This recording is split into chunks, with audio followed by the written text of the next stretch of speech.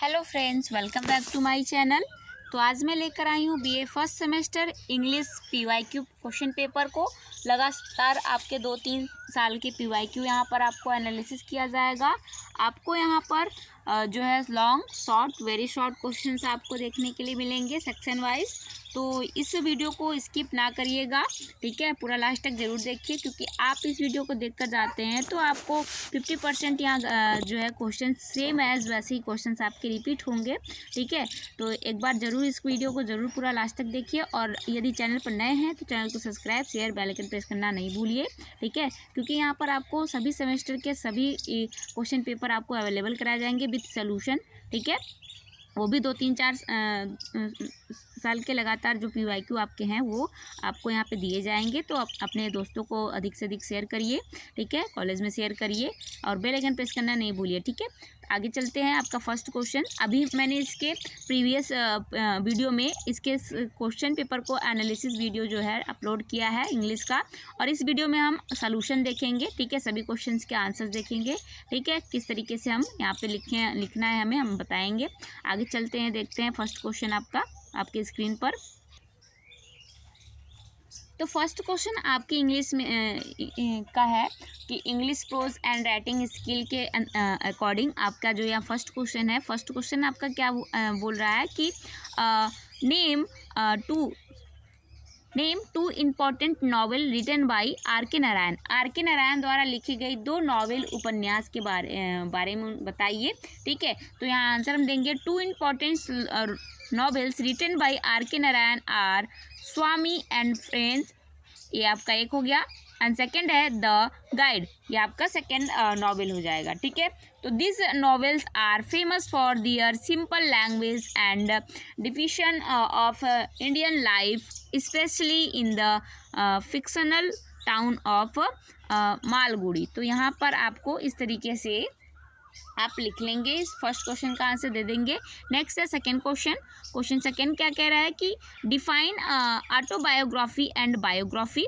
तो ऑटोबायोग्राफी क्या होती है इसके बारे में आपको डिफाइन करना है, बताना है, और बायोग्राफी क्या होती है उसके बारे में आपको बताना है। तो यहाँ पे सबसे पहले हेडिंग डाल के लिख सकते हो कि ऑटोबायोग्राफी क्या होता है।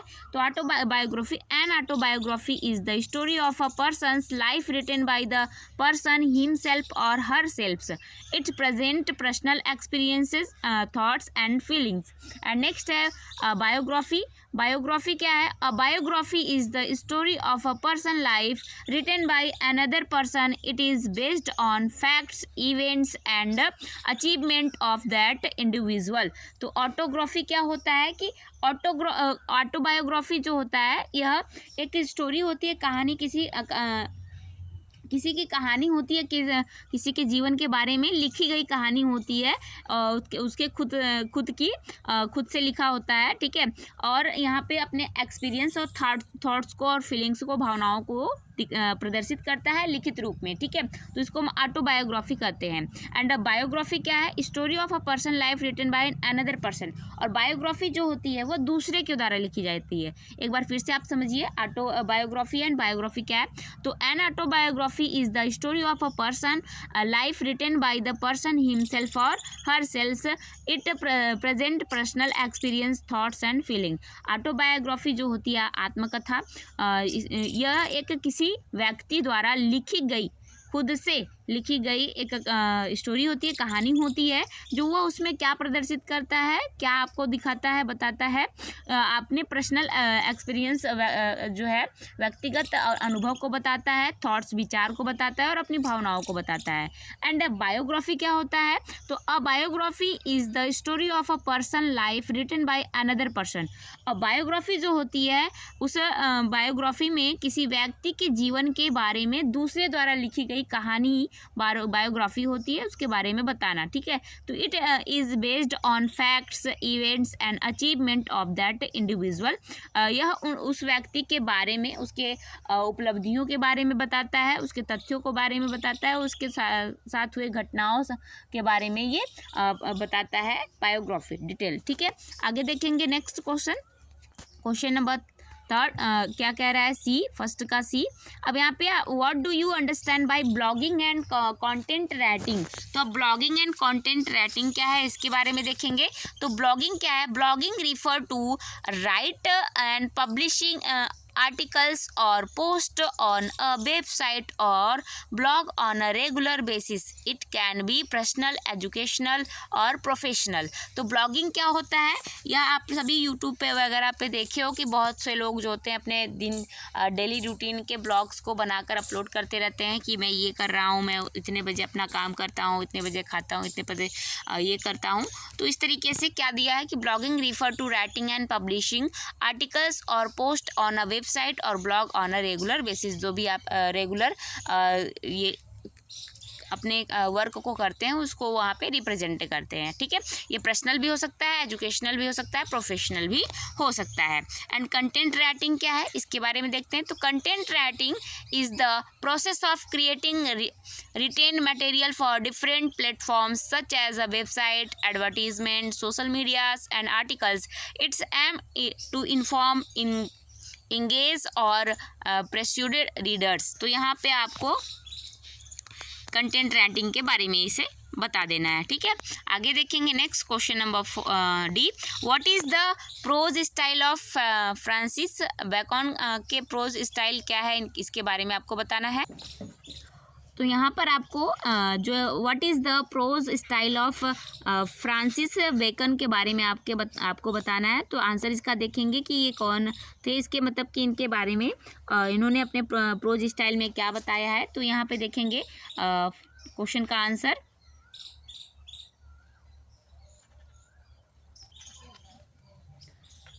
The prose style of Francis Bacon is concise, formal and, यहाँ पर आपका क्या हो जाएगा, aphoristic. He uses short meaningful sentences packed with deep ideas. His essays are rich in wisdom and focus on practical aspect of life. तो यहाँ पर ये जो फ्रांसिस बेकन है इन्होंने कंसाइज, फॉर्मल एंड जो एफोरिस्टिक के जरिए अपने प्रोज में जो है यूज़ किया हुआ है। और ये जो बहुत ही ज़्यादा शॉर्ट मीनिंगफुल सेंटेंस बनाते हैं और उसमें डीप आइडिया देते हैं, विचार देते हैं, गहरे विचार को साझा करते हैं, बनाते हैं उससे। और फोकस किस पर करते हैं, जो जीवन से रिलेटेड यहाँ पे गतिविधियों को बताते हैं, रिलेट करते हैं। आगे देखते हैं next question. Question number first short question देख रहे हैं यहाँ पर, ठीक है। ये आपके सारे शॉर्ट क्वेश्चन अभी तक आपने जितना देखा। तो यहाँ पे क्या है आपका कि हाउ डिड वेहरमन डाई। तो यहाँ पर आपको बताना है कि कैसे उनका जो है उनकी मृत्यु होती है ना। जो यहाँ पर अडोल्फ बहरम है, इनका जो डेथ होता है कैसे होता है यहाँ पर आपको बताना है। तो यहाँ पर जो है बहरम मैन जो है a character for the last leaf died of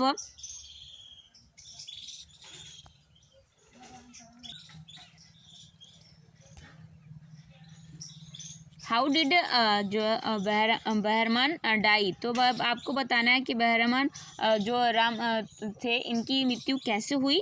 तो Behrman character for the last leaf died of pneumonia. कैसे होता है उनकी डेथ कैसे होती है, निमोनिया से होती है। He caught the illness after painting the last leaf on the wall during a cold and stormy night to save Johnsy life. तो यहाँ पर उनकी मृत्यु इस तरीके से हो जाती है, ठीक है। आगे देखेंगे next question. Section B short answer type question यहाँ पर आपको देखने के लिए मिलेगा, फिर लॉन्ग आंसर टाइप देखेंगे, फिर ये आपका ये एक साल का जो है PYQ कंप्लीट हो जाएगा, फिर दूसरे साल का चलेंगे, फिर तीसरे साल का चलेंगे। ऐसे 3 साल के इस वीडियो में आपको कंटिन्यू जो है आपको यहाँ पर PYQ दिया गया है। तो section B short answer type question देखेंगे, फिर उसके बाद section C long answer type question देखेंगे। ईयरली वाइज चल रहे हैं हम लोग, ठीक है। तो लास्ट तक जरूर देखिए। थोड़ी लॉन्ग वीडियो हो रही है, बट लॉन्ग वीडियो से मतलब नहीं है, आपको क्वेश्चंस, आपके कंटेंट जो है क्लियर होने चाहिए। आपके क्वेश्चंस आपको समझ आ जाए, ताकि आपका जो एग्ज़ाम है वो बेटर से बेटर जाए, ठीक है। आगे देखते हैं। यहाँ पर describe in brief the last leaf. अब आपको लास्ट लीफ के बारे में आपको डिस्क्राइब करना है। तो अभी लास्ट लीफ को जो है उसके बारे में बताइए कि किसने कैसे यहाँ पे लिखा हुआ है। The last leaf written by O Henry is a touching story about hope, friendship and sacrifice. It is set in Greenwich village and revolve around two young artist Sue and Johnsy. इसके बारे में आपको यहाँ पर इस तरीके से answer करना है। आगे इसी में फिर उसके बाद देखेंगे पैराग्राफ। आपका नेक्स्ट पैराग्राफ करके आप लिख सकते हो, ठीक है। अब यहाँ पे दिया है कि Johnsy falls seriously ill with pneumonia and become very weak. Johnsy को क्या हो गया था? निमोनिया हो गया था और बहुत ही वह कमज़ोर हो गया था। She loses her will to live and believes that she will die when the last leaf falls from a vine outside her window. Her friend Sui tries to encourage her, but Johnsy remains hopeless. जब pneumonia उसको हो गया था तो वह क्या करती थी? विंडो के पास बैठकर वो विंडो के आउटसाइड बाहर देखती रहती थी, और सुई जो था उसको प्रेरित करता रहता था, प्रोत्साहित करता रहता था कि वह क्या करे, अपना होपलेस ना हो, अपनी आशा ना खोए, वह उम्मीद रखे कि वो ठीक हो जाएगी, ठीक है। उसको विश्वास दिलाता रहता था कि ठीक हो जाए, ठीक। आगे देखेंगे इसमें आगे एंड यहाँ पर है कि an old painter named Behrman who lives nearby decide to help on a stormy night when the last leaf falls. Behram paint a realistic leaf on the wall. The next morning Johnsy sees the leaf still there and regain hope. Slowly she recover. अब यहाँ पर जो बेहराम था वह उसने क्या किया कि उसने दीवार पे क्या एक बना दी, दीवार पे एक लीफ बना दी, पेंट कर दिया उसको, और उस लीफ को उसमें वास्तविकता डाल दिया, रियलिस्टिक कर दिया। मतलब वह लीफ जो थी रियल में जैसे दिख रही थी, वास्तव में दिखने लगी थी। और नेक्स्ट मॉर्निंग, अगले मॉर्निंग जॉन्सी उसे देखती है, उस लीफ को देखती है, और जॉन्सी के मतलब के अंदर जो है होप, आशा, उम्मीद आने लगती है, और धीरे धीरे वह रिकवर मतलब ठीक होने लगती है। आगे देखते हैं। However, Behram falls in due to working in the harsh weather and dies of pneumonia. और जो वह था वह कैसे मर गया? निमोनिया के कारण वह भी मर गया। And his painting become his masterpiece symbolizing sacrifice, hope and the power of art. और उसकी जो पेंटिंग है वो बहुत ही मास्टर पीस थी, बहुत ही अलग अद्भुत थी, और वह किसको सिंबलाइज करती थी? वह सेक्रीफाइस को, बलिदान को प्रदर्शित करती थी, आशा को, और द पावर ऑफ आर्ट, कला के शक्ति का प्रदर्शन करती थी। उसकी पेंटिंग में ऐसी जान भर गई थी। आगे देखते हैं यहाँ पर नेक्स्ट क्वेश्चन है आपका। Next question, write the character sketch of sir George de Coverley in sir George at church. इसके बारे में आपको यहाँ पे बताना है, ठीक है, कि क्या है, किस तरीके से उनके चरित्र के बारे में यहाँ पर आपको बताना है, ठीक है, वर्णन करना है। तो Joseph sir Roger de Coverley and in sir Roger's at church के बारे में आपके स्केच के बारे में बताना है। तो देखिए यहाँ पे आंसर क्या है। Sir Rogers D Coverly is a central character in the essay of Joseph Addison.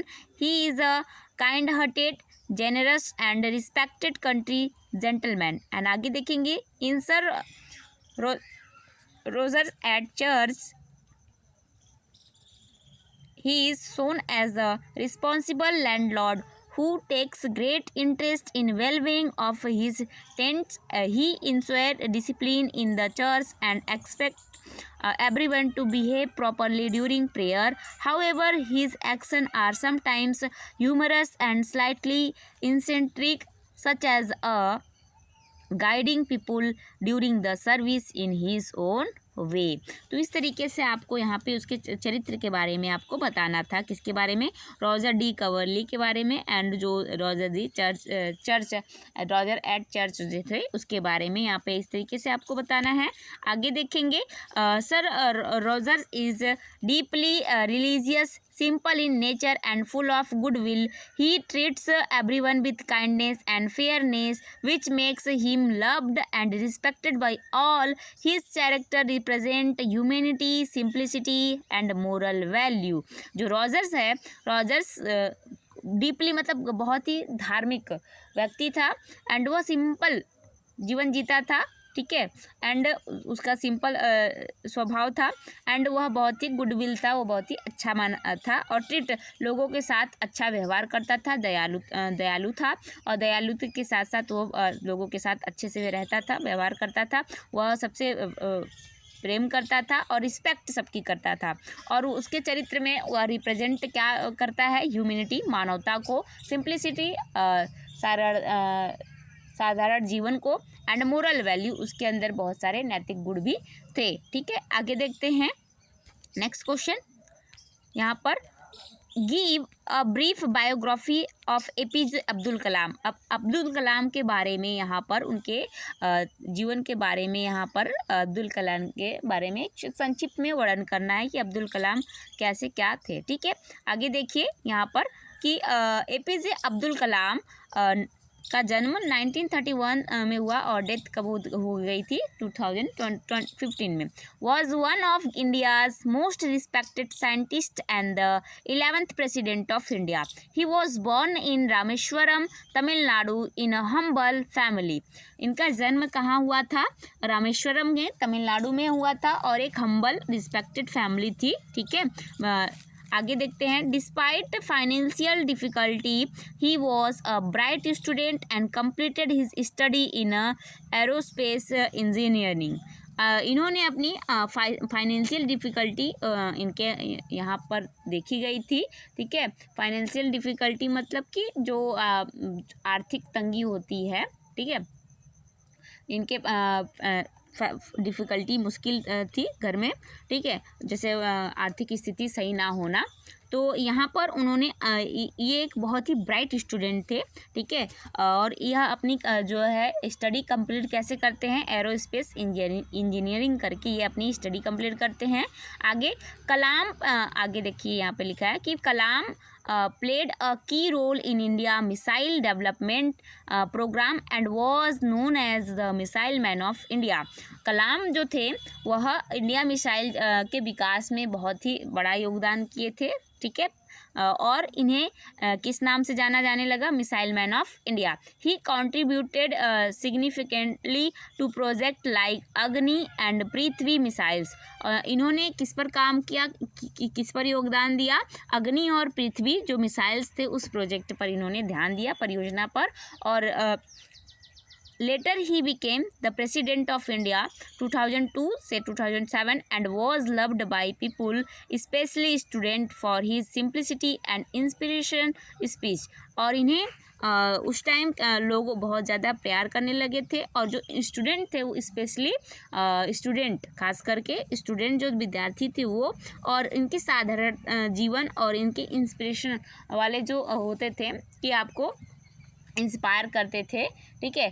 तो स्पीच सुनने के लिए बहुत ही मतलब कि स्टूडेंट आते थे। आगे देखिए नेक्स्ट है, इसी में आगे कुछ लाइंस, और he wrote a famous book like Winx of fire. और इन्होंने जो है बहुत ही प्रसिद्ध किताब लिखी है। कौन सी किताब लिखी है? Wings of fire. He believed in hard work. और यह किस में विश्वास करते हैं? हार्ड वर्क करने में विश्वास करते हैं, कठिन परिश्रम में, एजुकेशन शिक्षा में, एंड ड्रीमिंग बिग और बड़े सपने देखने में ये विश्वास करते हैं। He passed away in 2015 while delivering a lecture. His life is an example of dedication, humility and patriotism. तो यहाँ पर आपको जो है यह जब कब इनकी मृत्यु होती है, या जब क्लास में लेक्चर ले रहे थे, ठीक है, क्लास में बच्चों को पढ़ा रहे थे, तभी उसी टाइम इनकी जो है अचानक से यह डेथ हो जाती है।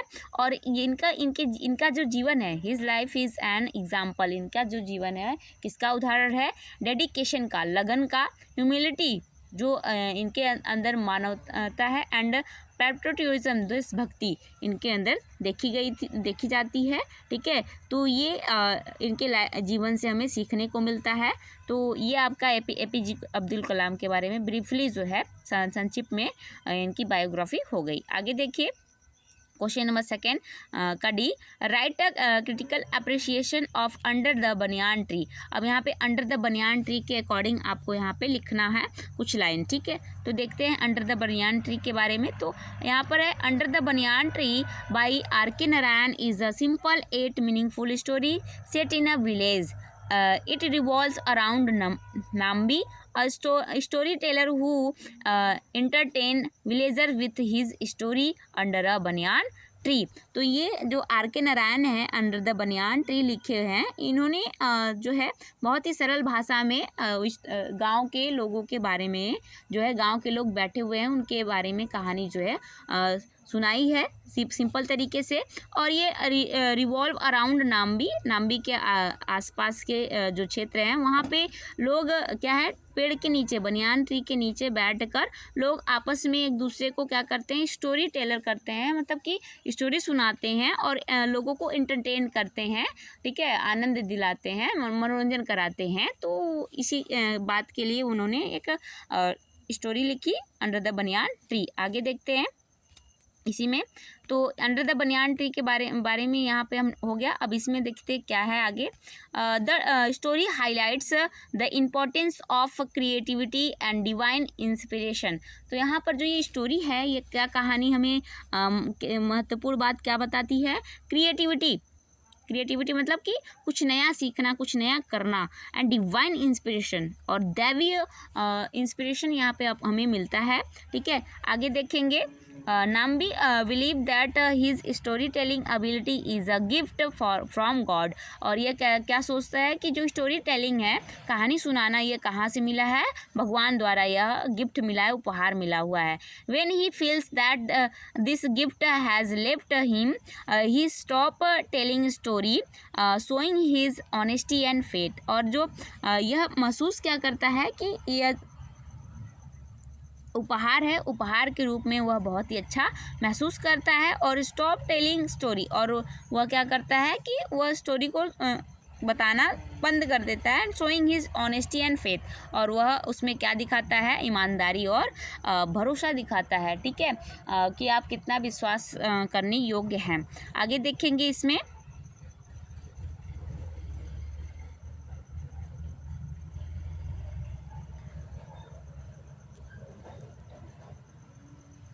Narayan writing style is simple, natural and realistic. He beautifully portrays rural life and human emotions. The banyan tree symbolizes tradition and community life। आगे देखेंगे इसमें। The story convey the message, the true art comes from inner inspiration, not force. Overall, it is a thoughtful story about faith, art and integrity। यहाँ पर आपको इस तरीके से लिख लेना है। आगे देखेंगे next question. Describe the message given by Amartya Sen in Tagore and his India. तो इसके बारे में आपको यहाँ पे बताना है कि अमर्त्य सेन ने क्या संदेश दिया है भारत के को, ठीक है। तो देखेंगे, in Tagore and his India, Amartya Sen explained the ideas and philosophy of Rabindranath Tagore. The main message of the essay is about universal humanism, freedom of thought and cultural openness। तो इसके बारे में आपको बताया है किसने? जो है टैगोर ने बताया है। आगे देखेंगे, Tagore believe in unity among people beyond caste, religions and nationality. He opposed narrow nationalism and supported global understanding. According to him, India's strength lies in its diversity and rich culture heritage.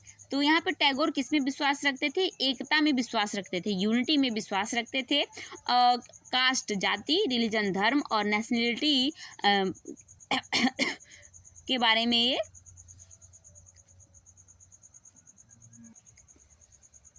और यह क्या करते थे कि यह global support global understanding, या global स्तर पर चाहते थे कि लोग नेशनलिज्म को, राष्ट्रीयता को समझे। According to him, India strength lies it is diversity and rich culture heritage. According, इनके अनुसार जो भारत है वो भारत बहुत ही विविधताओं से भरा है और यह अपने विरासत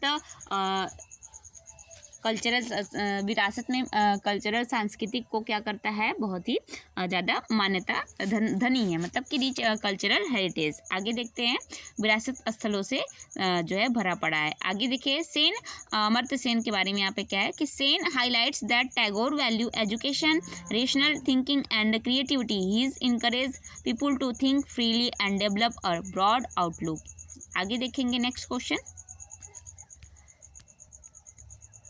फिर इसी में दिया है कि द एशे teaches us the true progress come from tolerance, knowledge and respect for all culture. आगे देखेंगे इसमें what do you understand by power point presentation.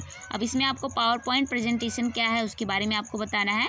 तो a power point presentation is a method of presenting information using slides created with the software Microsoft PowerPoint. It include text, image, chart, animation and videos to explain a topic clearly and effectively. It is widely used in education, business, meetings and seminars.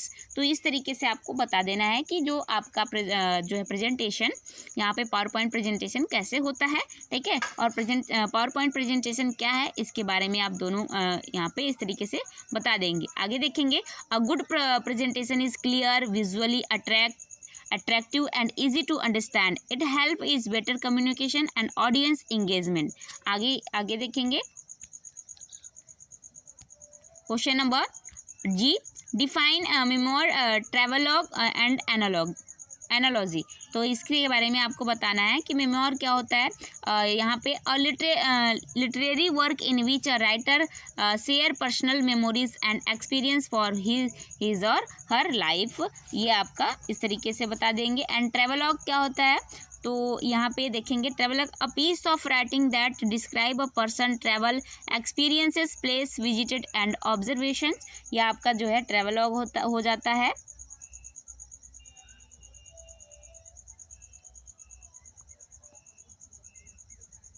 और जो ये memoir होता है ना, ये आपका क्या होता है, संस्मरण होता है।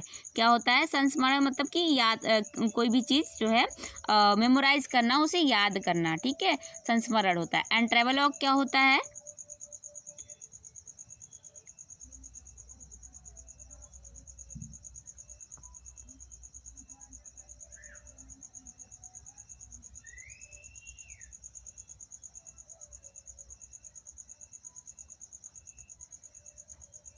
तो जो ट्रेवल होता है, a piece of writing that describe a person travel experience, जो यात्रा वृत्तांत होता है, ठीक है। ट्रेवलॉग क्या होता है, ये यात्रा वृत्तांत जो होता है, इसमें लोग अपने यात्रा के बारे में, एक्सपीरियंस के बारे में बताते हैं कि हमने कहाँ कौन से प्लेस को घूमा, स्थान को घूमा और वहाँ पे क्या कैसी चीज़ें देखी, हमने ऑब्जर्व की, इसके बारे में। एंड एनालॉजी क्या होता है, comparison between two different thing to show similarity and explain an idea clearly. Analogy जो होता है, इसमें दो चीज़ें जो होती हैं उनके बीच कंपैरिजन, तुलना की जाती है, उनको सिमिलरिटी, उनके एक रूपता के बारे में। सिमिलरिटी मीन्स क्या होता है, एक रूपता, and explain in an idea clearly, और एक आइडिया दिया जाता है। सादृश्य होता है या समानता होता है, क्या होता है, एनालॉजी मीन्स सादृश्य या समानता को यहाँ पे इंक्लूड किया जाता है। आगे देखेंगे,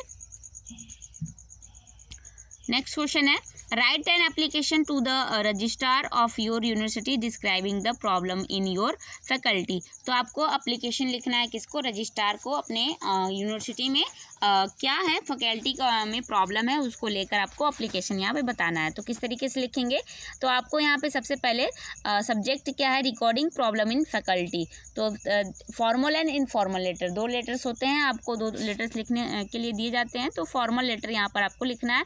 फॉर्मल में आपको लिखना होगा to the registrar and university name, जो आपका यूनिवर्सिटी नेम होगा वो लिखेंगे। फिर सब्जेक्ट में क्या लिखेंगे, complain recording problems in our faculty. उसके बाद यहाँ पे रिस्पेक्टेड सर या madam, I am a student of BA BSc BCom जो भी है आपका, from your university, I would like to bring to your kind attention some problem faced by student in our faculty. तो इस तरीके से इतना आप लिख लेंगे। आगे इसी में ऐड करेंगे, क्या ऐड करेंगे कि फर्स्टली सबसे पहले क्या कहना चाहते हैं कि there is a shortage of teachers due to which classes are not conducted regularly. Secondly, the classroom are not well maintained and basic faculties like proper sitting and cleanliness are lacking. Additionally, there is a lack of study materials and library resources for students. तो इस तरीके से आपको यहाँ पे बता देना है। आगे देखेंगे इसी में, These issues are affecting our study and academic performance. Therefore, I kindly request you to take necessary steps to solve this problem as soon as possible. आगे फिर उसी में ऐड कर देंगे लास्ट लाइन। उसके बाद लास्ट में हमें यहाँ पर जो है लास्ट में थैंक भी आपको यहाँ पे थैंक यू लिखना होगा एंड योर फैथफुली भी लिखना होता है, नेम भी लिखना होता है, ठीक है। तो I shall be highly grateful for your prompt action. आगे थैंकिंग यू योर फैथफुली, फिर उसके बाद अपना नेम, क्लासरूम, रोल नंबर, जो भी आपको क्लास लिखना होगा लिख सकते हैं। आगे देखेंगे next question, describe Francis Bacon as an essayist. तो एसियस्ट जो आपका यहाँ पे निबंधकार जिसको बोलते हैं, तो फ्रांसिस बेकन जो है ये निबंधकार है, इनके बारे में वर्णन करना है, ठीक है, डिस्क्राइब करना, बताना है। तो Francis Bacon is regarded as one of the greatest essayist in English literature and is often called the father of English essay. And his essays are known for their brevity, clarity, and wisdom. Unlike later essayists, Bacon wrote in a very compact and condensed style where each sentence carries deep meaning. आगे देखेंगे इसमें next, Bacon essays are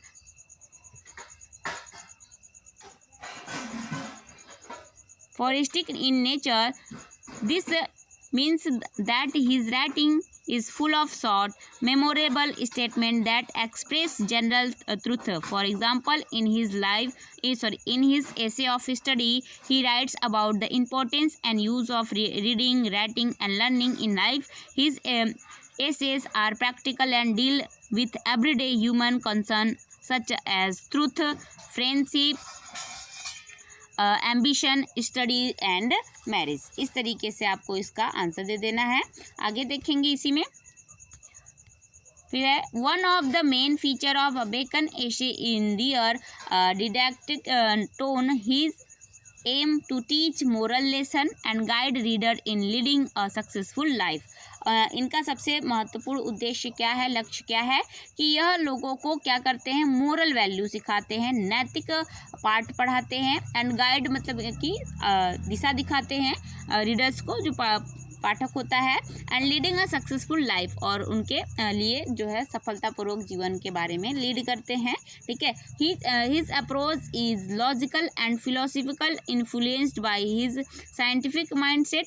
he present ideas in a systematic and analytical manners.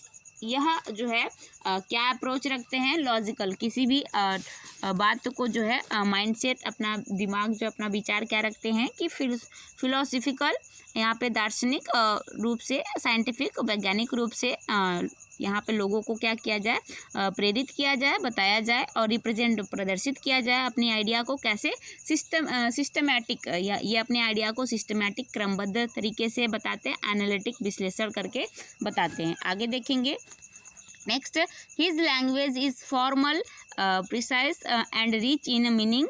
He used many references from classical literature, history, and mythology, which adds depth to his writing. However, his essays are not emotional or personal. Instead, they are object and intellectual. इसके बारे में आपको यहाँ पे इस तरीके से लिख लेना है. आगे इन कंक्लूजन, लास्ट में कंक्लूजन लिख सकते हो. In conclusion, Bacon essays are valuable for their wisdom, practical advice and unique style. His contribution laid the foundation for the development of essay writing in English literature. आगे देखेंगे next question.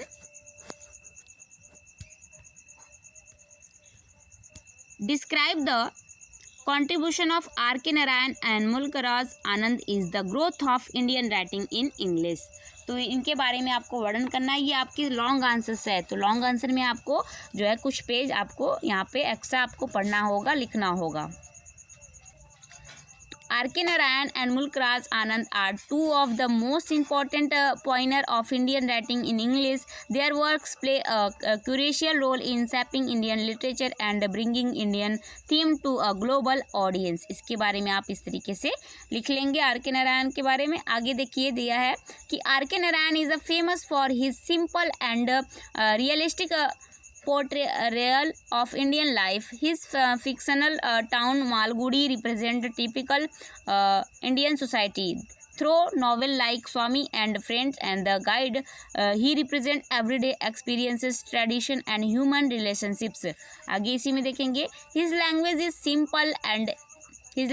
simple and easy to understand, which make his work widely accessible. Narayan focuses on ordinary people and their lives, making his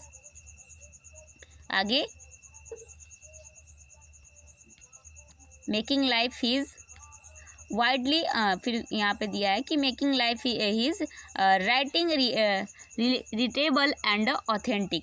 आगे देखेंगे on the other hand, Mulkraj Anand is known for his social realism and concern for the oppressed section of society. His novel, like The Untouchable and Coolie, highlights social issues such as caste discrimination means होता है भेदभाव ने भेदभाव. Untouchable जो अछूत लोग होते हैं उनके लिए जो पहले लोग भेदभाव किया करते थे उसके बारे में ये डिस्क्राइब करते हैं. And poetry and injustice, poetry और इनजस्टिस के खिलाफ ये अपनी नॉवेल्स को उपन्यास को लिखे हैं, बताए हैं. And he gives voice to the marginalise and expose harsh realities of Indian society. तो ये इंडियन सोसाइटी जो भारतीय समाज है, भारत के समाज के बारे में भी ये उसकी वास्तविकता के बारे में भी डिस्क्राइब करते हैं, वर्णन करते हैं. आगे देखेंगे while Narayan, जबकि Narayan present a gentle and humorous picture of life, Anand adopt a serious and reformist approach. Together, they provide a complete picture of Indian society, its beauty as well as its problem. आगे देखेंगे इन conclusion, last में conclusion लिखेंगे. In conclusion, both writer contribute significantly to the growth of Indian writing in English by representing Indian themes, culture and social issues in a powerful and realistic manners. आगे देखेंगे इसमें next question number 3. Describe the importance element of a short story. A short story is a brief work of fiction that focuses on a single theme or idea. It is designed to be read in one sitting and aim to create a strong impact on the reader. There are several important elements of a short story. आगे देखेंगे next question. यहाँ पे इस तरीके से आपको next point यहाँ पर है कि प्लॉट सबसे पहले प्लॉट करेंगे. The plot is the sequence of event in story. It usually include exposition, rising action, climax, falling action and resolution. इसके बारे में आपको जो है प्लॉट में देखने को मिलता है. सबसे पहले कि स्टोरी की प्लॉट की जाती है, फिर उसके बाद उसके कैरेक्टर को दिखाया जाता है, बताया जाता है. Character are the people in the story. Short story usually has a limited number of character. The main character is called the protagonist. तो इसके बारे में आपको बताना है। आगे देखते हैं नेक्स्ट। थर्ड है सेटिंग। तो थर्ड आपका यहाँ पे setting, refer to the time and place in which the story takes place, it creates the background and atmosphere, यह सेटिंग हो जाता है। नेक्स्ट है थीम। अब थीम क्या रखा जाए? Theme is the central idea of message of the story, it reflect the writer purpose और व्यू पॉइंट। आगे नेक्स्ट है point of view. Point of view क्या होता है? It is the perspective from which the story is told, first person, third person, etc। And conflict क्या होता है? यहाँ पर देखेंगे sixth, conflict is the struggle between opposing forces, it may be internal which is with in a character और external between character और environment. इसके बारे में आपको इस तरीके से बता देना है। एंड क्लाइमेक्स क्या होता है? The climax is the turning point of the story where the tension is highest, कि अब क्या होगा, ठीक है। तो यही क्लाइमेक्स होता है ना। आगे देखते हैं नेक्स्ट, स्टाइल एंड लैंग्वेज। तो स्टाइल एंड लैंग्वेज क्या है? The writer use of word, tone and literary device makes the story effective. आगे देखेंगे इन कंक्लूजन, लिख देंगे यहाँ पे हेडिंग डाल के, in conclusion all this element work together to make a short story interesting, meaningful and impactful. आगे next question देखेंगे। नेक्स्ट क्वेश्चन है differentiate between formal essay and personal essays. तो फॉर्मल एसे क्या है इसके बारे में हम देख लेंगे। तो फॉर्मल एसे जो है सीरियस एंड ऑब्जेक्टिव होता है टोन में, एंड पर्पस में क्या होता है? इन इन्फॉर्म और आर्ग्यू। एंड स्टाइल में क्या होता है? Structure and logical. And language क्या होती है इसकी? फॉर्मल लैंग्वेज होती है। कंटेंट कैसा होता है? फैक्ट एंड आर्ग्यूमेंट बेस्ड होता है। Example academic essay. एंड उसके बाद हम देख लेंगे यहाँ पे पर्सनल एसे। तो पर्सनल एसे क्या होता है? इनफॉर्मल एंड सब्जेक्टिव टोन होता है यहाँ पे, to express personal feeling and free following and creative and simple and conversational. And उसके बाद है personal experience, diaries and reflections, ये इसके एग्जांपल्स हो जाएंगे। आगे देखेंगे formal essay focus on fact and logical reasoning, while personal essays focus on individual thought and experience. Both are important form of writing but serve different purpose, ठीक है। Next question है fifth, right the critical appreciation of good write the critical appreciation of Guy de Maupassant the terror. इनके बारे में आपको बताना है कि जो मौपासांत है, गाय डे मौपासांत, इसके बारे में आपको यहाँ पे लिखना है। तो the terror of by Guy de Maupassant is a powerful story that explore fear and human psychology. The story is presented as a conversation where the narrator discusses the nature of fear. ये story क्या बताती है कि अधिक मतलब कि जो कविताएं होती हैं, कहानियां होती हैं, इसमें बहुत सारी विडंबनाएं होती हैं, इसमें बहुत सारे डर, नेचर ऑफ फियर, जो प्रकृति से रिलेटेड जो इसमें यहाँ पे भावनात्मक चीज़ें होती हैं, वो नरेटर क्या करता है? कन्वर्सेशन, बातचीत में उसको डर लगा रहता है। आगे देखते हैं साइकोलॉजी जो है मानसिक रूप से यहाँ पे ह्यूमन के मानसिकता आधारित होती है। आगे देखेंगे the central idea of the story is that fear is not just caused by external danger but also by imagination and the unknown.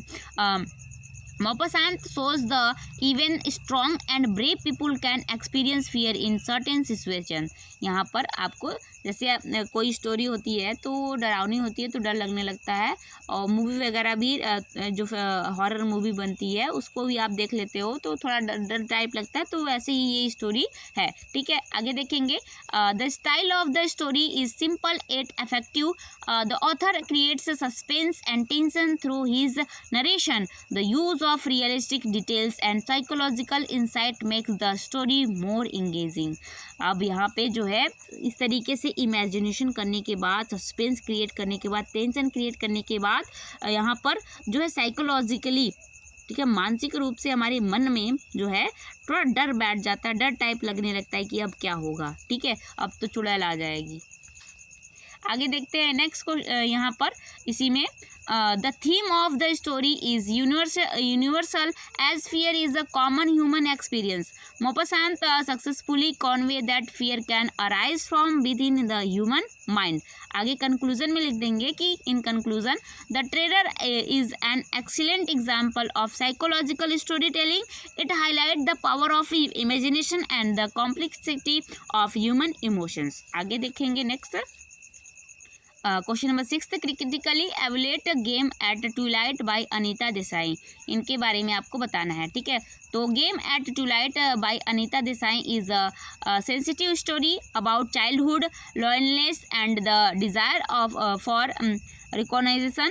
The story revolves around Ravi, a young boy who play hide and seek with other children. तो यहाँ पे जो Twilight by Anita Desai द्वारा ये sensitive story बताई गई है, एक बच्चे के बारे में बताई गई है जो कि क्या करता है, यहाँ पे अराउंड रवि जो है एक छोटा सा बच्चा है, यंग बॉय है, वो क्या खेलता है, वह हाइड एंड सीक लुका छिपी खेल रहा है अदर दूसरे बच्चों के साथ। आगे देखते हैं इसमें इस स्टोरी में। फिर Ravi hide in a dark shed, वह अंधेरे में छिप जाता है and imagining himself as the winner, और वह इमेजिन करता है कि वह खुद से कि क्या है, वह विजेता है। When he come out he find that other children have forgotten about him and started a new game. This realization deeply hurts him. अब यहाँ पे जो है व्हेन ही कम्स आउट, जब वह बाहर आया तो उसने क्या देखा कि अदर चिल्ड्रन जो है उसको भूल गए हैं और बाकी वो सब क्या कर दिए हैं, वो न्यू गेम, नया जो है गेम खेल शुरू कर दिए हैं।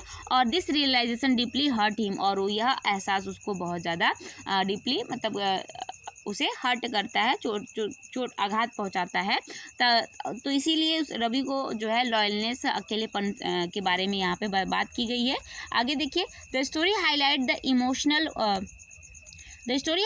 emotional world of children and their need for attention and importance. Ravi disappointed reflect a universal human experience, the pain of being ignored. और जो रवि है वह क्या करता है, इमोशनल मतलब वर्ल्ड ऑफ, जो बच्चों के अंदर जो भावनाएं होती हैं, फीलिंग्स होते हैं, वो क्या करती है, रवि के अंदर डिसअपॉइंटेड होने लगता है। वह क्या होता है कि उसे दर्द होने लगता है कि लोग उसे क्या कर रहे हैं, इग्नोर कर रहे हैं, इंपॉर्टेंस नहीं दे रहे, अटेंशन नहीं दे रहे, ध्यान नहीं दे रहे हैं, ठीक है। आगे देखते हैं, Anita Desai writing style is descriptive and psychological. She vividly describes the setting and the child inner feelings. The story uses symbolism where darkness represent fear and isolation. तो यहाँ पे आपको जो है इस तरीके से मानसिक रूप से यहाँ पे बच्चे के अंदर की फीलिंग्स को, भावनाओं को यहाँ पे यह उजागर करती हैं। आगे देखिए, the theme of the story in loneliness and the harsh reality of life. It's so how expectation can lead to disappointed. आप जितना ज़्यादा एक्सपेक्टेशन करेंगे, उम्मीद लगा के रखेंगे, उतने ज़्यादा ही आपको यह डिसअपॉइंट करता है, निराश करता है। आगे देखते हैं नेक्स्ट, यहाँ पे इन कंक्लूजन क्या लिख देंगे, the story is a powerful portrayal of childhood emotion and human psychology. Next question है, write a letter to your friend describing Varanasi as a heritage city with changes and effects. तो आपको अपने दोस्त को letter लिखना है, और ये जो जब आप अपने रिलेटिव्स को लिखते हो तो ये इनफॉर्मल लेटर हो जाता है, तो इसमें आपको टू द नहीं लगाना होता है। तो देखिए इस तरीके से लिखेंगे, फ्रेंड को लिख रहे हैं तो dear friend, I hope you are doing well. I am writing to tell you about Varanasi, one of the oldest and most scared cities in India. Scared means होता है, मीन्स पवित्र होता है, ठीक है। आगे देखते हैं, Varanasi is famous for its ghats, temple and the holy river Ganga. It is a major centre of culture, religion and learning. The city reflect India rich heritage and traditions. आगे इसी में, in recent year many changes have take place, roads have been improved, cleanness has increased and tourism facilities have been developed. Projects like corridor development near temple have made the city more attractive. इस तरीके से आप अपने दोस्तों को लिखकर बता सकते हैं किसके बारे में, वाराणसी के बारे में. However, these changes also have some effect. While developing has improved infrastructure, it has also affected the traditional lifestyle and environment to some extent. आगे overall मतलब कि इस पूरे में से कि Varanasi remains a beautiful blend of tradition and modernity. It continue attract visitors from all over the world. Your lovingly your name, उसके बाद अपना नेम लिख देंगे. आगे देखेंगे next question number 8. Right the critical appreciation of Virginia Woolf professions for women. अब यहाँ पे आपको इनके प्रोफेशन के बारे में आपको बताना है, ठीक है. इन profession for women bye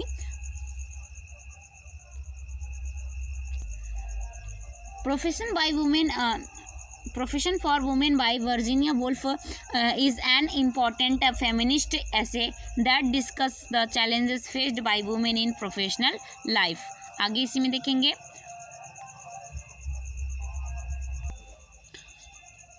Woolf take about her own experience as a writer and introduce the idea of the angel in the house, which represent the traditional expectation imposed on women. She explained how women must overcome this limitation to achieve independence. Next question. यहाँ पे next topic. The essay highlights the importance of freedom, self confidence and equality for women. Woolf encourages women to break social barriers and express themselves freely. Next आगे इसी में continue करेंगे, add करेंगे. Her writing style is simple, clear and persuasive. She use personal experiences to make her argument strong and relatable. आगे देखेंगे next.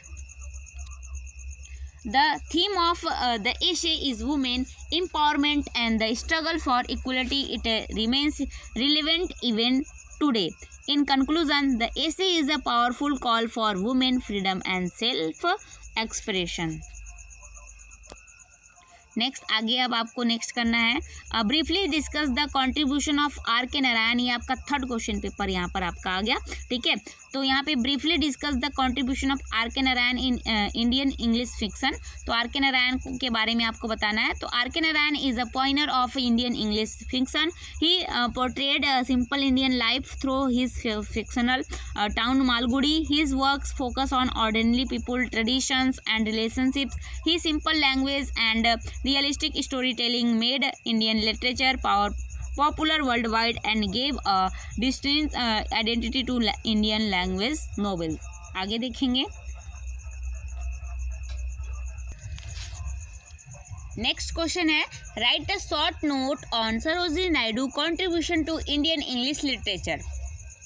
तो सरोजिनी नायडू का योगदान इंडियन इंग्लिश लिटरेचर में कैसा रहा उसके बारे में आपको शॉर्ट नोट लिखना है. ये शॉर्ट क्वेश्चन आंसर है, ठीक है. इसके बाद लॉन्ग चलेंगे. तो यहाँ पे Sarojini Naidu known as the nightingale of India enriched Indian English poetry which lyrical beauty and musical style.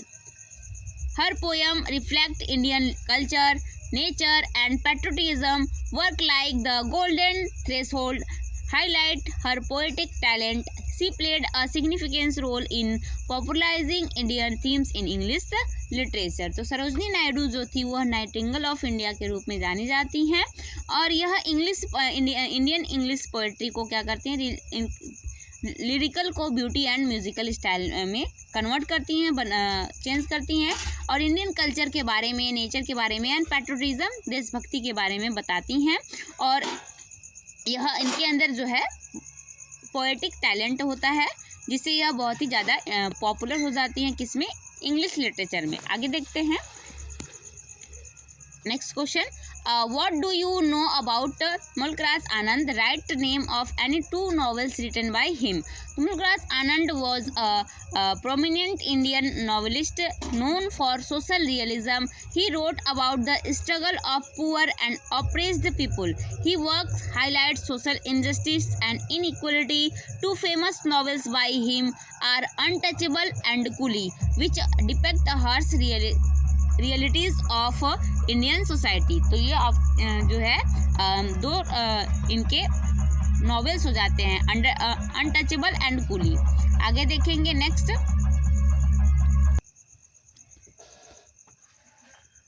Next question है आपका, point out the difference between formal essay and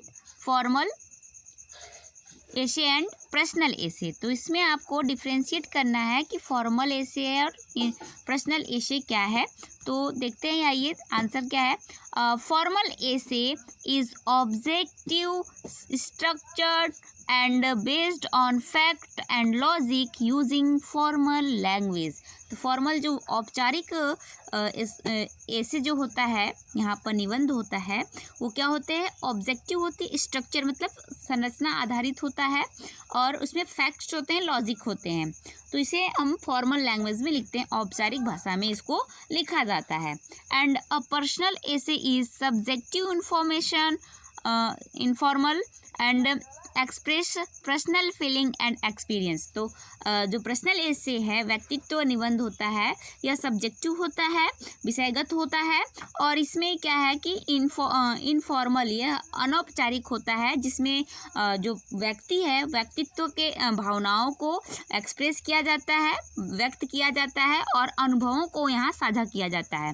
formal ऐसे एम टू इन्फॉर्म और argue, यह इसका जो है formal ऐसे का एम क्या होता है, लक्ष्य क्या होता है, या उद्देश्य क्या होता है औपचारिक निबंध का, यह आपको इन्फॉर्म करता है, सूचना देता है।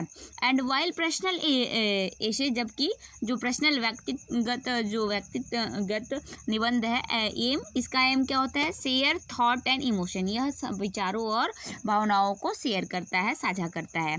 आगे देखेंगे नेक्स्ट क्वेश्चन, ठीक है। एंड आपको ये वीडियो कैसी लगी ये आप ज़रूर बताइएगा, फीडबैक ज़रूर दीजिएगा पेपर देकर आने के बाद कि आपको इस वीडियो से आपको कुछ क्वेश्चंस आपके बने या नहीं बने, आप जो भी आपको होगा वो बताइएगा ज़रूर, ठीक है।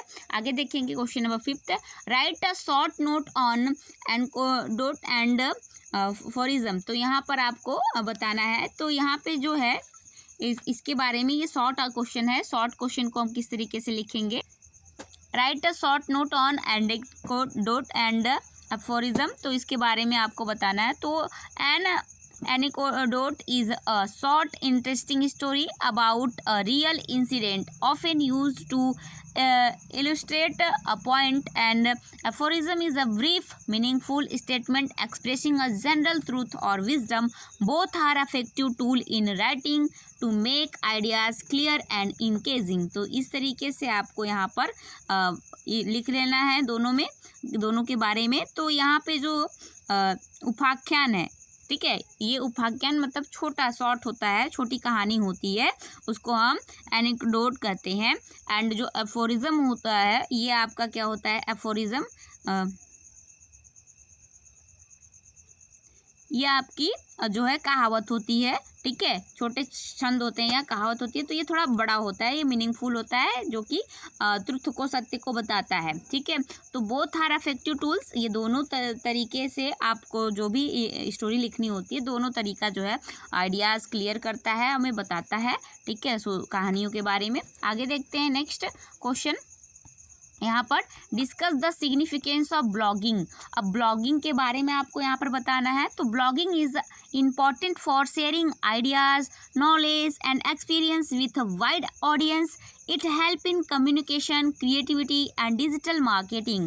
Blogging also provides opportunity for learning, earning and building personal or professional identity in the online world. तो ब्लॉगिंग आप सभी यूट्यूब वगैरह पे देखते ही हो, माई ब्लॉग करके सब लोग, बहुत लोग जो है, हज़ारों लोग ब्लॉगिंग करते हैं, बनाते हैं वीडियोस, और इससे कमाई भी करते हैं और अर्न भी होता है, और इनकी जो है प्रोफेशनल आइडेंटिटी भी पता चल जाती है, लर्निंग अपॉर्चुनिटी प्रोवाइड करते हैं। तो क्रिएटिविटी एंड डिजिटल मार्केटिंग से रिलेटेड कम्युनिकेशन भी करते हैं, संचार भी करते हैं। तो इस तरीके से आपको नॉलेज और आइडिया वगैरह भी शेयर करते हैं। तो ये ब्लॉगिंग होता है ऑनलाइन वर्ल्ड में। जैसे कुछ लोग होते हैं कि डायरी वगैरह लिखते हैं, तो डायरी पहले जो लिखते थे, ठीक है, तो डायरी लिखने वाले लोग भी ब्लॉगिंग ही करते थे। जैसे आज पूरे दिन भर में आपने क्या किया, तो उसको आप एक डायरी पे नोट करते थे। अब वही जो है डिजिटल फॉर्म में आप लोगों को बता रहे हो, शेयर कर रहे हो, तो वो ब्लॉगिंग हो गया। डेली रूटीन के जो वर्क होते हैं, काम होते हैं, आज मेरे साथ ये हुआ, मैंने ये किया, वो किया, तो जो भी आप सुबह से लेके शाम तक, रात तक जो भी आपके साथ घटनाएं होती हैं, बातें होती हैं, आप जो भी करते हो उसको बताते हो, तो ऑनलाइन तरीके से, ठीक है, तो ये ब्लॉगिंग हो गया। नेक्स्ट क्वेश्चन आगे देखते हैं। Why does Lona want to share his sad story with others? तो यहाँ पर आपको बताना है, तो आंसर इसका लिखेंगे, ये आपके बुक से है, ठीक है। तो Iona from misery by Anton Chekhov want to share his grief after the death of his son. He feels lonely and emotionally burned. तो यहाँ पर आपको क्या है कि जो लोना है उसके बारे में आपको बताना है कि वो दुखी क्यों थी, ठीक है। तो यहाँ पे क्या आपको मिला पढ़ने को कि वो जो है उसके बेटे की डेथ हो गई थी, ठीक है। तो डेथ होने के कारण वह दुखी हो गई थी। ग्रीफ मीन्स होता है दुख व्यक्त करना, दुखी होना। तो एंटोन चेकोव जो है यह बताते हैं कि Iona from misery by Anton Chekhov want to share his grief after the death of his son. He feels lonely and emotionally burned since no one listened to him. He desperately seeks someone to express his sorrow and find relief. ये आपको इस तरीके से इसके बारे में आपको बता देंगे, लिख देंगे। आगे देखेंगे नेक्स्ट क्वेश्चन।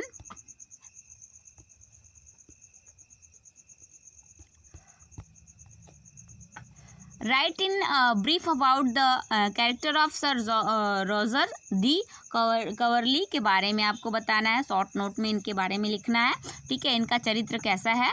तो Sir Roger de Coverley is a kind, generous and simple country gentleman. He is respected by all for his good nature and honesty, though slightly eccentric. He is caring and responsible. His character represent humanity, kindness and moral value in society. तो इनके बारे में आप, इनके character के बारे में आप इस तरीके से लिख लेंगे, ठीक है। आगे देखेंगे next. What do you understand by the statement study serve for delight, for ornament and for ability? तो इसके बारे में आपको बताना है। तो फ्रॉम फ्रांसिस बेकन ये बोलते हैं कि study serve for delight, for ornament and for ability. What do you understand, इसके द्वारा आप क्या समझते हैं कि जो आपका यहाँ पे है कि what do you understand by statement study serve for delight, for ornament and for ability, इसके मीन्स आप क्या समझते हैं यहाँ पर हम देखेंगे, ठीक है। तो आंसर देखेंगे। This statement means that study have 3 purposes. They give delight, personal pleasure, व्यक्तिगत प्रसन्नता, and provides ornament, improve conversation and personality, and develop ability, enhance knowledge and skill. Those study are essential for enjoyment, social value and practical success in life. तो इसका ये मतलब होता है, ठीक है। डिलाइट मतलब होता है कि खुद की प्रसन्नता, है ना, personal pleasures, provide ornament, improve conversation and personality, व्यक्तित्व को इम्प्रूव करने में, व्यक्तित्व को सुधारने में ये मदद करता है।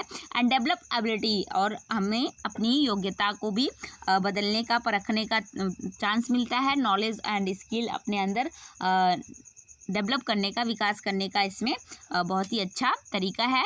And social value and practical success in life, और जो प्रैक्टिकली जो है लाइफ में सफल होने के लिए ये सामाजिक वैल्यू के को भी ये साझा करता है। आगे देखेंगे next question number 3। Discuss the significance of that title games eight Twilight.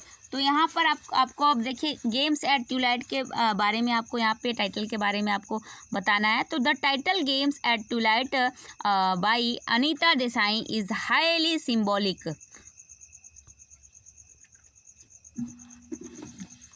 The title games at twilight by Anita Desai is highly symbolic, मतलब कि एक अत्यधिक प्रतीकात्मक रूप देता है। क्या? Games refer to the children play specially hide and seek which form of the central action of the story. Twilight represented the time between day and night symbolising uncertainty, confusion and emotional transition. तो यहाँ पर आपको बताना है जो ये Twilight होता है, ट्वाइलाइट मीन्स होता है सांझ या धुंधला या फिर जैसे कि अंधेरा, ठीक है। तो ये अंधेरे को रिप्रेजेंट करता है कि डे एंड नाइट के बीच के टाइम को ये प्रेजेंट करता है, मतलब साँझ हो गया है।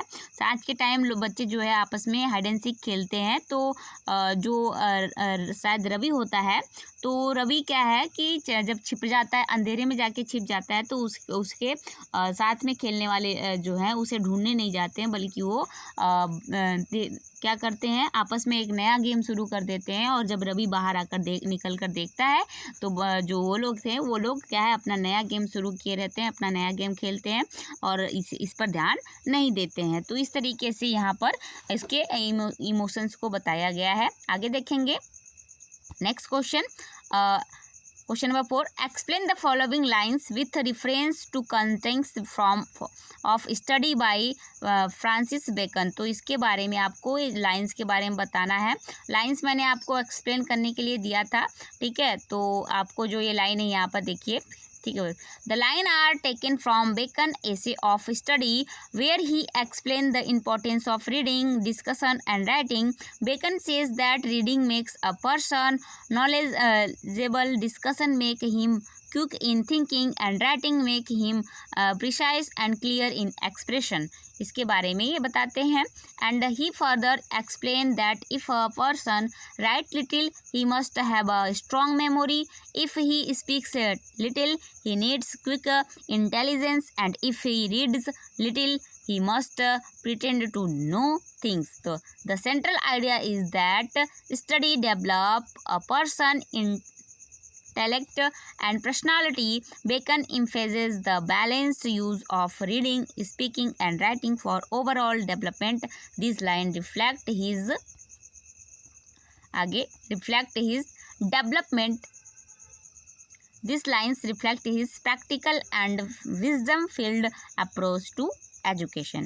नेक्स्ट क्वेश्चन आगे देखेंगे, what is the central theme of the necklace. तो यहाँ पर आपको बताना है कि सेंट्रल थीम क्या है नेकलेस का। तो यहाँ पर देखेंगे, the central theme of necklace by Guy de Maupassant is the danger, यहाँ पे danger of pride and materialism. The story show how Mathalet desire for luxury and social status leads to her downfall. आगे देखेंगे next, इसी के नीचे, she borrow a necklace to appear rich but loses it, resulting in years of hardship to repay the debt, and ironically the necklace turned out to be fake. तो यहाँ पर जो necklace है, नेकलेस के बारे में बताया जाता है कि नेकलेस जब पास में आता है तो वह आपको धनवान बना देता है, लेकिन बस जब वह लॉस होने लगता है तो रिजल्ट क्या निकलता है कि उसको हार्ड शिप करनी होती है, उसको कठिन परिश्रम करनी होती है और उसका रिपे करना होता है, जो भी उसका डिबेट होता है, बकाया होता है। एंड उसके बाद उस नेकलेस को जब टर्न करती है, टर्न आउट होता है, तो वो कैसा निकलता है, वो फेक निकलता है। आगे देखेंगे इसी में, the story highlight the importance of containment and honesty. It teaches that unnecessary pride and desire for appearance can bring suffering. The theme also reflects the harsh reality of life and the role of fate and irony. Next है question number 6. What does APJ Abdul Kalam say about Indian culture? APJ Abdul Kalam ने Indian culture के बारे में क्या कहा है। तो APJ Abdul Kalam describe Indian culture as rich, diverse and deeply rooted in values, He emphasizes that India's strength lie in its unity in diversity, where different religions, languages and tradition coexist peacefully. तो यहाँ पर coexist peacefully जो है इसके बारे में APJ Abdul Kalam describe करते हैं. एंड आगे इसी में देखेंगे he highlight the importance of spirituality, tolerance and respect for all. According to him, Indian culture encourages knowledge, moral values and harmony. He also stressed the need to preserve cultural heritage while embracing modern development. आगे इसी में next आगे देखेंगे continue. Kalam Abdul Kalam believes that the youth should take pride in their culture and work toward the progress of the nation. He viewed present Indian culture as a source of inspiration and strength. Next question आगे question number 7. Explain the following lines with reference to context from Dream Children, a Reviver by Charles Lamb. तो यहाँ पर these line are from Dream Children, a Reviver, where Charles Lamb imagines talking to his children. Toward the end, the children reveal that they do not exist in reality but are only dreams. The line express deep pathos and sadness. Lamb realized that he never married, and has no children. The mention of nothing and dreams so that happiness is only imaginary. The reference to a river of forgetfulness in Greek mythology suggests that these dreams belong to a distant, unreal world. आगे इसी में the passage highlight theme of loss, unfulfilled desire and loneliness, making the essay emotional and touching. Next section C के long answers को देखेंगे. Long answers में first question है why is Francis Bacon considered the father of English essay. Discuss. आपको बताना है कि जो फ्रांसिस बेकन है वह जो है इंग्लिश एसे के फादर कैसे बने. आपको यहाँ पे डिस्कस करना है, बताना है. तो Francis Bacon is known as the father of English essay because he was the first writer to popularise the essay as a literary form in English. तो इसलिए यह फेमस हुए थे कि इन्होंने पहली बार निबंध को साहित्य के रूप में उजागर किया था इन इंग्लिश में. His essay set a model for future writers due to their unique style, structure and subject matter. तो ये इस तरीके से आप एक पैराग्राफ इस तरीके से लिख सकते हैं. आगे इसी में कंटिन्यू ऐड करेंगे हम. क्या बताएंगे इनके बारे में आगे कि Bacon's essays are short, concise and full of wisdom. He uses aphorism, short meaningful statements to express deep truth about life. His essay deal with practical topics such as studies, friendship, truth and ambition, making them useful for everyday life. आगे इसी में add करेंगे कि his writing is formal, logical and philosophical. Unlike later essayist, he does not focus on personal feelings but present object ideas. His scientific and analytical approaches adds depth to his work. Bacon also introduced a new style of writing that is clear, direct and impactful. His essays are rich in references and examples showing his vast knowledge. आगे देखेंगे next. इसी में conclusion लिखेंगे. In conclusion, Bacon's contribution laid the foundation of essay writing in English literature. His style and ideas influenced many later writers, which is why he is rightly called the father of English essay. Question number 9. Discuss Virginia Woolf as an essayist with reference to Judith Shakespeare. Virginia Woolf is one of the greatest modern essayists, known for her feminist ideas and unique writing style. In her essay Judith Shakespeare, he imagines a fictional sister of William Shakespeare to highlight the struggle of women in literature. आगे इसी में Wolf argue that even if a woman had the same talent as Shakespeare, she would not have achieved success due to social restriction. Women were denied education, freedom, and opportunity. Through Judy's tragic life, Wolf saw how society suppressed women creativity. And her style is reflective, imaginative, and persuasive. She blends fact with fiction to present her argument effectively. The essay highlights theme of gender inequality, freedom, and the importance of independence for women. And in conclusion, Woolf emerges as a powerful essayist who raises important social issues and inspires change through her thoughtful and creative writings. Next आगे देखेंगे next question. Question number 10. What do you understand by resume? How is it different from CV? Explain with example. तो आपको यहाँ पे जो resume बनता है उसको बताना है, क्या समझते हो रिज्यूम से, एंड CV डिफरेंट कैसे होता है इससे, ये भी बताना है, एग्जांपल देना है.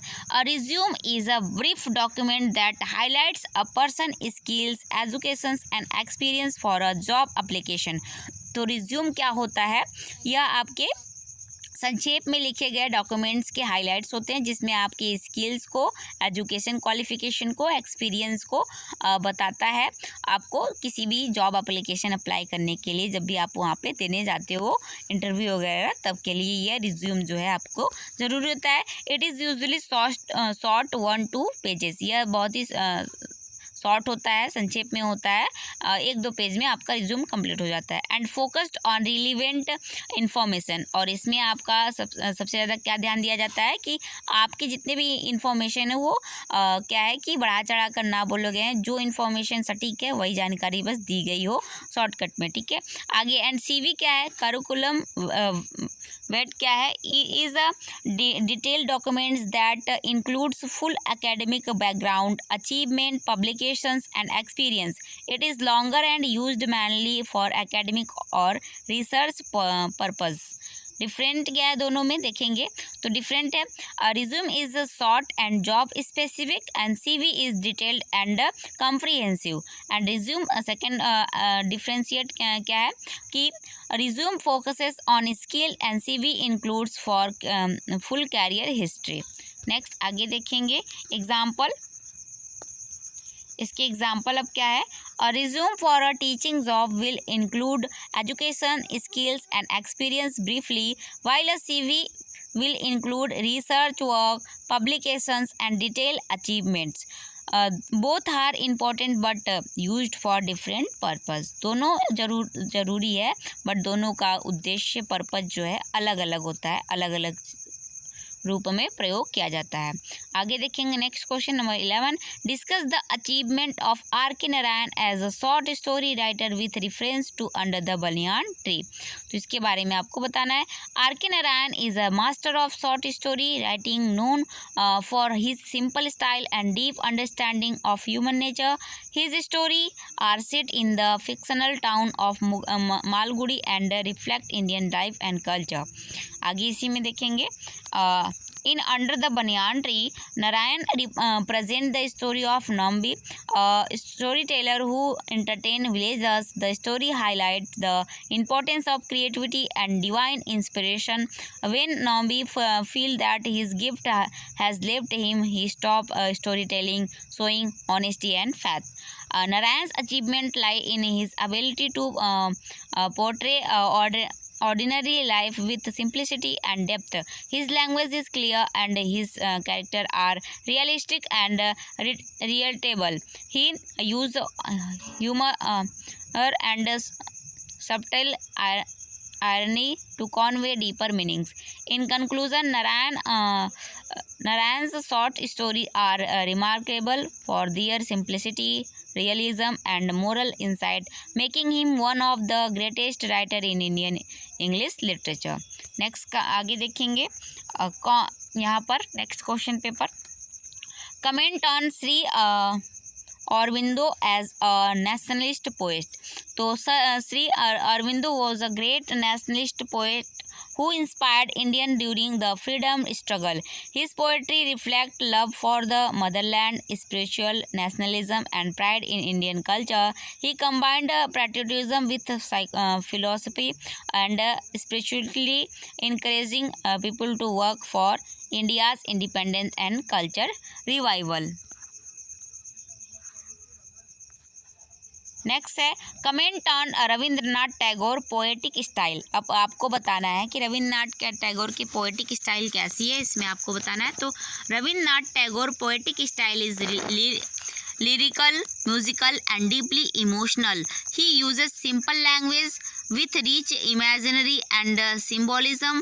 His poetry reflects nature, spirituality, love, and humanism.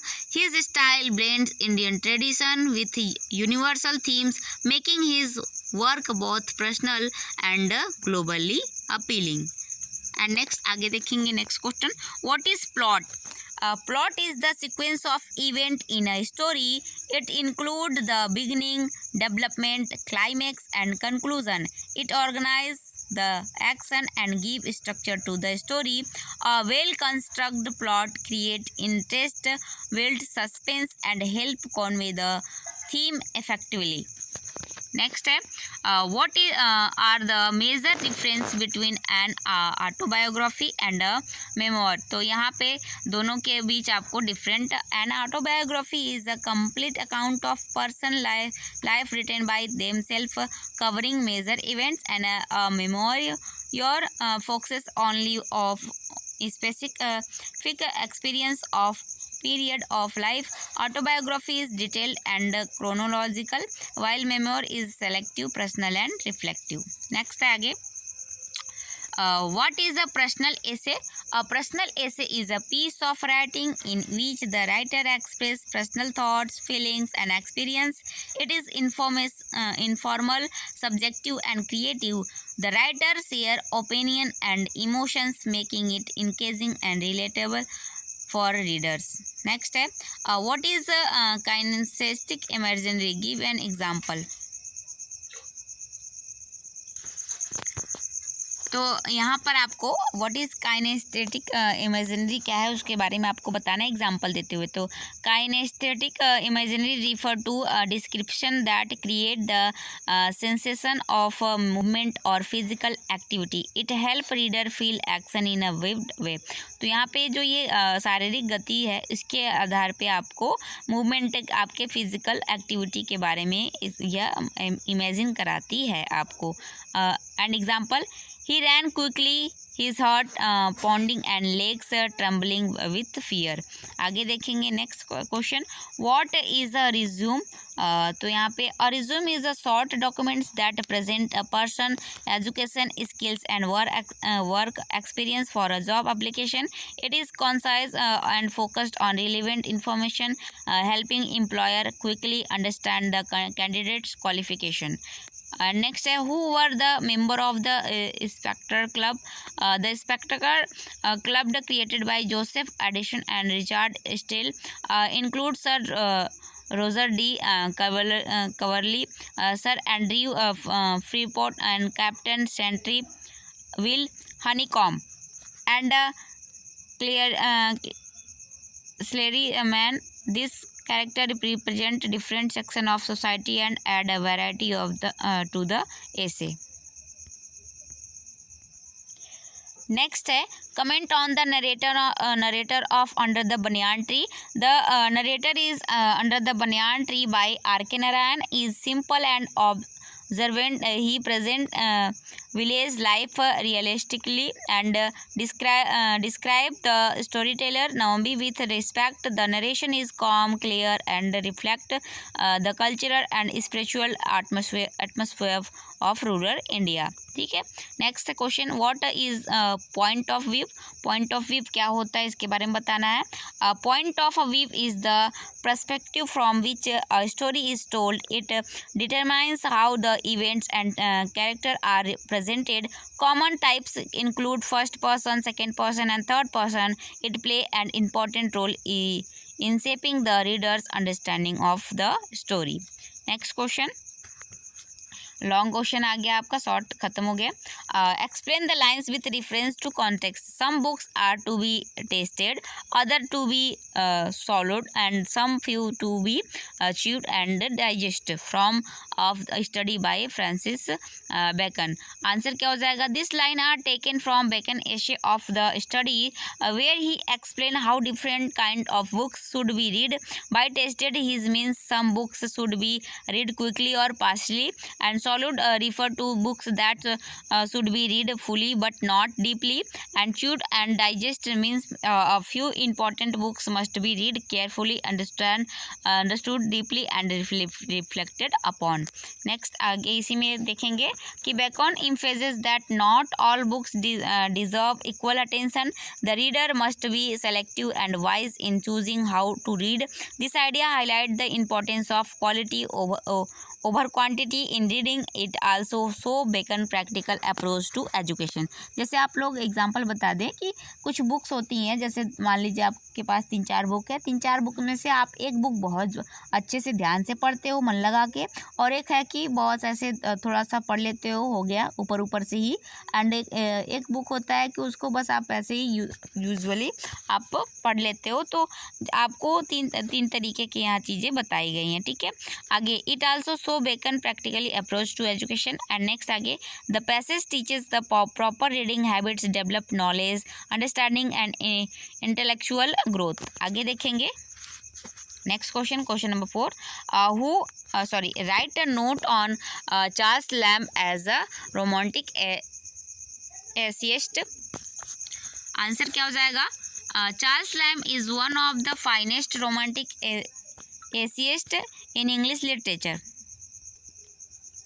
His essays are personal, emotional, and imaginative, reflecting the spirit of romanticism. And unlike Bacon, Lamb writes in an informal and conversational style, often sharing his own experiences and feelings. His famous essays such as Dream Children show deep emotion, nostalgia, and pathos. He combines humor with sadness, making his writing both touching and engaging.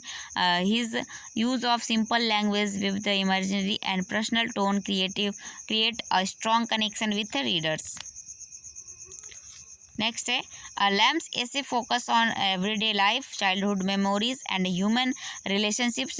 He brings warmth and humanity into his writing. In conclusion, Lamb's personal and emotional style, along with his imaginative approach, makes him a true romantic essayist. Next question है write a commentary on Arkin-Narayan milieu. Arkin-Narayan milieu refer to the social and cultural environment in which his stories are set. Most of his work are based in the fictional town of Malgudi, which represent a typical Indian life.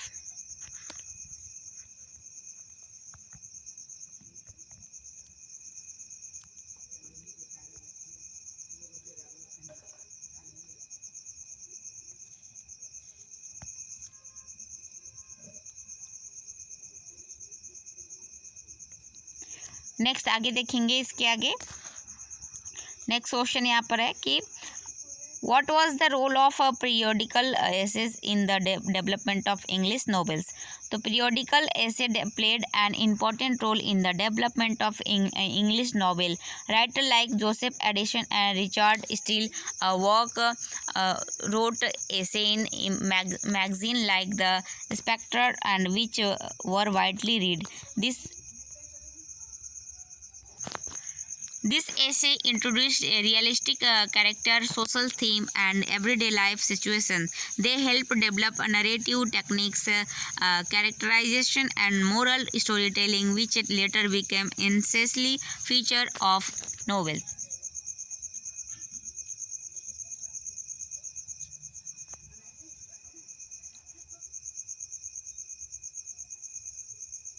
The The essay also created a reading public interested in prose literature. They focused on middle class life, manners, and social issues which influenced early novelists.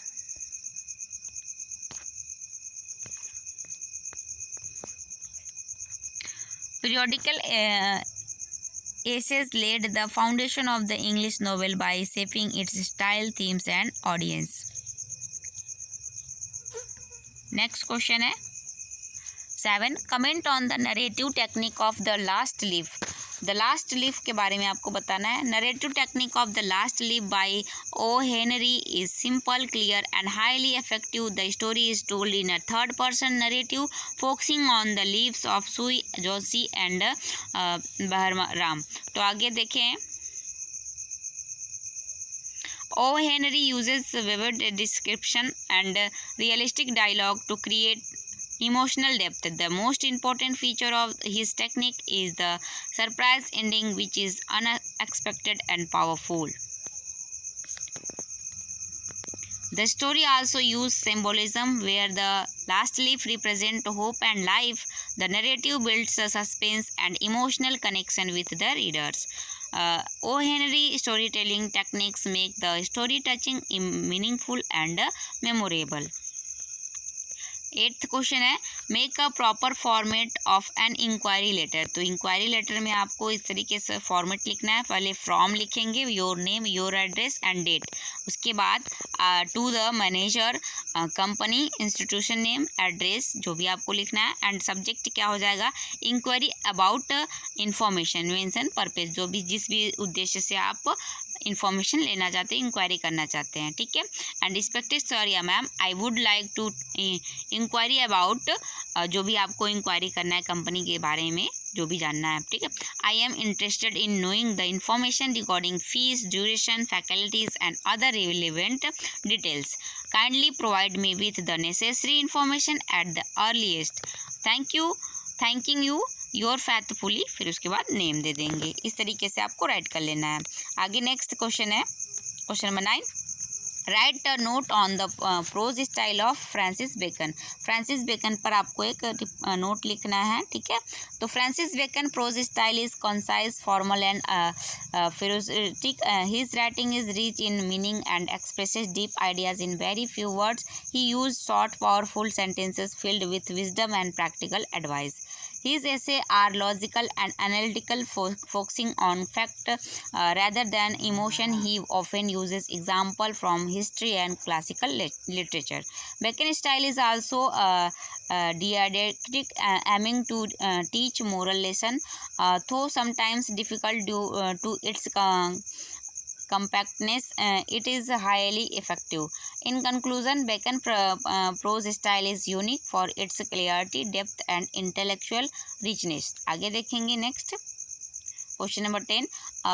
Right an essay on the element of short stories. तो short story पे आपको ऐसे कैसे लिखते हैं, इसके तत्वों के बारे में बताना है. A short story, a brief work of fiction that focuses on a single ideas and aim to produce a strong impact on the reader. तो short in length, it contains several important elements that make it effective and meaningful. आगे इसी में देखेंगे. The first and most important element is the plot. The plot is the sequence of event is in the story. It usually follow a structure, exposition, introduction, rising action, climax, turning point and falling action and resolution. A well organized plot keeps the reader engaged and build suspense. Next आगे इसी में देखेंगे. The second element is character. These are the people involved in the story. A short story generally has a limited number of character, and the main character is called the protagonist, and while other play supporting roles, and characters should be realistic and well developed. Another important element is setting, which refer to the time and place of the story. It creates the background and atmosphere. A good setting helps reader imagine the environment clearly. And next, the theme is the central idea of or message of the story. It may deal with universal issues such as love, hope, loneliness, or struggle. The theme gives meaning and purpose to the story. आगे इसी में देखेंगे next conflict. It also in essential it is the struggle between opposing forces. It can be internal with in a character और external between a character और with society of nature. Conflict drive the story forward. And next, the point of view determines how the story is told. It may be first person, second person, or third person. It influences how much the reader know about the character and events. Next, style and language also play a key role. The writer choice of words, tone, and use of literacy devices make the story attractive and effective. In conclusion, all these elements, plot, character, setting, theme, conflict, point of view, and style work together to create a powerful short story that leaves a lasting impression on the reader. Next आगे देखेंगे question number 11. Write an essay on Indian women writing. तो इस पे आपको लिखना है एक essay. तो Indian women writing has made a significant contribution to literature by expressing women experience, struggles and perspective. It reflects social reality, gender inequality, and the search for identity and freedom. Early Indian movement writers like Sarojini Naidu used poetry to express love, nature, and patriotism. Her works brought Indian themes into English literature. Later, writers like Kamala Das wrote boldly about women's emotion, relationships, and identity. Her writing is known for its honesty and personal tone. आगे modern writers such as Anita Desai focus on psychological depth and human relationships. Her work explore loneliness, family conflict, and inner struggles, especially of women. Indian women writing often highlights issues like gender discrimination, social restriction, and the desire of independence. It gives voice to women who were traditionally silenced in society. At the same time, this writing celebrates women's strength, courage, and resilience. They show how women overcome challenges and assert their identity. In conclusion, Indian women writing is an important part of literature that brings new perspective, raises awareness about social issues, and promotes equality and empowerment. Next, question number 12. Write an essay on Mulkraj Anand portrayal of class struggle in his writing. तो इनके बारे में आपको यहाँ पे लिख देना है. ठीक है.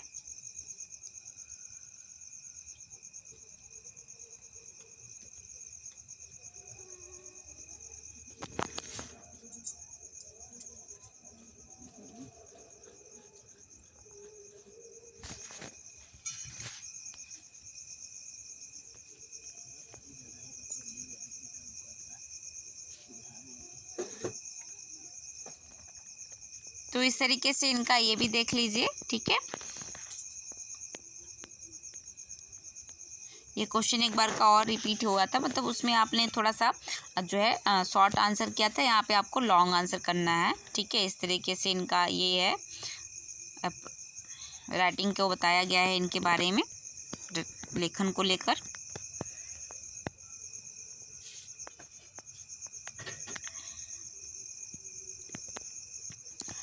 आगे last question number 13, summarize game at twilight. जो है गेम आप जो ये आपकी स्टोरी है इसके बारे में आपको समराइज करना है, ठीक है, जो है सारांश बताना है शॉर्टकट में।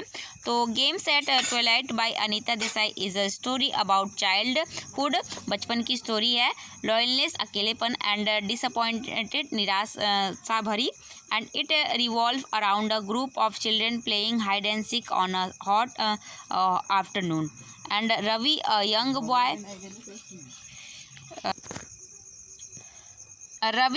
boy hiding in a dark shed to win the game. While hiding, he imagines himself as the winner and feel excited. He waits patiently and thinking that other will search for him. Ravi जो है वह अंधेरे में छिपा हुआ है और वह अपने आप को क्या महसूस कर रहा है, मतलब सोच रहा है कि वह क्या है, वह यह गेम जीत जाएगा। जीतने के लिए वो इमेजिन कर रहा है, कल्पना कर रहा है, और वह यह फील करके जो है महसूस करके बहुत ही उत्साहित होता है। एंड जब वह वेट करता होता है धैर्य से के साथ, तब वह सोचता है कि मतलब कि उसे ढूंढते हुए दूसरे लोग आएंगे। And after a long time, लंबे समय के बाद, Ravi comes out proudly expecting appreciation. However, he discovered that the other children have forgotten about him and started a new game. His excitement turned into disappointed and sadness. जब वह बाहर आता है थोड़े लंबे समय के बाद, बाहर निकल कर आता है, तो वह देखता है कि जो बच्चे हैं, दूसरे बच्चे, वो उसको भूल गए थे ढूंढना, और वह एक नया गेम शुरू कर देते हैं, और यह देखकर उसकी एक्साइटमेंट जो है वह खो जाती है और वह निराश हो जाता है और वह उदासी भर जाती है उसके अंदर। आगे देखेंगे इसी में, this experience make Ravi realize that he is not important to others. और यह एक्सपीरियंस, यह अनुभव रवि को क्या रियलाइज, एहसास दिलाता है कि दूसरे के लिए वह ज़रूरी नहीं है। The story reflect the emotional world of children and their desire for recognition. तो ये स्टोरी क्या बताती है कि बच्चों के जो इमोशंस होते हैं, भावनाएं होती हैं, वह क्या करती है, उनकी इच्छा क्या होती है कि वह लोगों से, मतलब कि उसको लोग उन पर ध्यान दे। आगे देखिए, the theme of the story is loneliness and the harsh truth of life. It's show how expectation and can lead to disappointed. And इसके बाद कंक्लूजन देख लेंगे, निष्कर्ष क्या है। The story beautifully present a child feeling and highlight a universal human experience. और यह क्या करती है कि वो यूनिवर्सल ह्यूमन एक्सपीरियंस, मानव के अनुभव को साझा करती है। आगे देखेंगे, ये आपके पूरे यहाँ पर कंप्लीट हो गए। पूरे 3 साल के लगातार PYQ के सारे क्वेश्चन, शॉर्ट लॉन्ग सभी क्वेश्चन आपको यहाँ पे करने के लिए दिए गए। तो पूरा लास्ट तक वीडियो देखने के लिए आप सभी को बहुत बहुत धन्यवाद। Thanks for watching video. मिलते हैं नेक्स्ट वीडियो में। ऐसे ही आपको मैं लेकर आती रहूँगी इंफॉर्मेटिव एंड क्वेश्चन से रिलेटेड, आपको PYQ से रिलेटेड, सिलेबस से रिलेटेड, नोट्स से रिलेटेड आपको यहाँ पे मिलते रहेंगे, सभी सेमेस्टर के, सभी मेजर माइनर सभी सब्जेक्ट के, ठीक है, को करिकुलर के भी। तो मिलते हैं नेक्स्ट वीडियो में। Thanks for watching video. यदि आपको कोई और अदर सब्जेक्ट का पेपर चाहिए तो भी आप बता सकते हैं, यहाँ पर आपको वो भी अवेलेबल करा दिया जाएगा, ठीक है। तो इसे पूरा आप देख लीजिए। आप इतना आप पढ़ के जाएंगे तो आपका जो पेपर है, आप इजीली अपने पेपर में पास हो जाएंगे। अच्छे मार्क्स भी आपके आ जाएंगे अगर अच्छे से आप सारे क्वेश्चंस को अटेम्प्ट कर लेते हैं। तब ये पूरे क्वेश्चन कंप्लीट करके आप अच्छे से अपनी प्रिपरेशन कर लीजिए। मिलते हैं नेक्स्ट वीडियो में। Thanks for watching video.